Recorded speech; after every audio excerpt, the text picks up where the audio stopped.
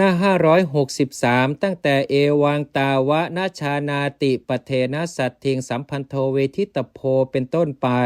พึงทราบการเชื่อมกับบทว่านาชานาติอย่างนี้ก่อนก็แลวินิจฉัยในคำว่าอาการะอโกวิโทที่พระผู้มีพระภาคเจ้าตรัสไว้พึงทราบดังนี้บทว่าอาการะอโกวิโทได้แก่ผู้ไม่เข้าใจเหตุและมิใช่เหตุภิกษุนี้ใดไม่รู้วัตถุเป็นต้นและไม่เข้าใจอาการภิกษุผู้เช่นนั้นนั้นแลพระผู้มีพระภาคเจ้าตรัสว่าผู้ไม่ควรเลือกด้วยประการฉนี้พึงทำการเชื่อมบทแม้เหล่านี้ว่ากัมมันจะอธิกรณันจะด้วยบทว่านัชชานาตินั่นแล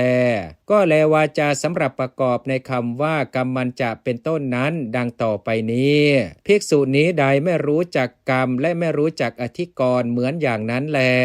ทั้งไม่เข้าใจสมถะ7ประการด้วยอันหนึ่งผู้กำหนัดแล้วขัดเคืองแล้วและหลงแล้วเพราะกิเลสมีราคะเป็นต้นย่อมลำเอียงเพราะกลัวด้วยความกลัวย่อมลำเอียงเพราะเขลาด้วยความงมงายอันหนึ่งเพราะเหตุที่ตนเป็นผู้กำหนัดและเพราะเหตุที่ตนเป็นผู้ขัดเคืองจึงลำเอียงเพราะความชอบเพราะความชังอันหนึ่งหาเป็นผู้ฉลาดในบัญญัติไม่เพราะไม่เป็นผู้สามารถที่จะยังผู้อื่นให้ยินยอมอันหนึ่งไม่ฉลาดในการชี้ขาดเพราะเป็นผู้ไม่สามารถในการชี้เหตุและมิใช่เหตุชื่อว่าผู้ได้พรรคพวกเพราะได้บริษัทที่แม้นกับตน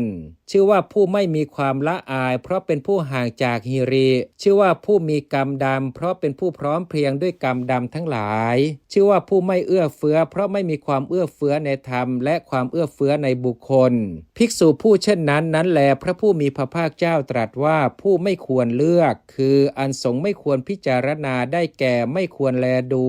อธิบายว่าไม่ควรสมมติตั้งไว้ในตำแหน่งเป็นผู้ใหญ่โดยความเป็นอิสริยาธิบดีโยชนานายแม้แห่งคาถาฝ่ายขาวก็พึงทราบโดยนายดังกล่าวแล้วนั่นแลจุลสังขามะวรรณนาจบ